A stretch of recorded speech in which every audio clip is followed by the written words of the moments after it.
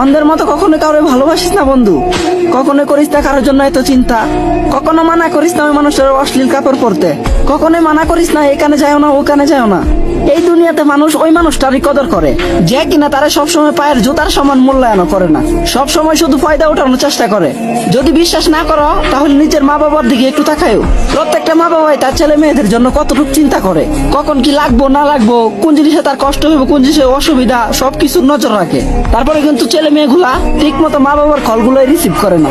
ওইগুলা নিয়ে যদি মা বাবা কোনো শাসন করতে যায় তখন ঠিক মতো খাওয়া দাওয়া করে না, আবার কথায় কথায় বলে আমি বাড়ি থেকে চলে যাবো।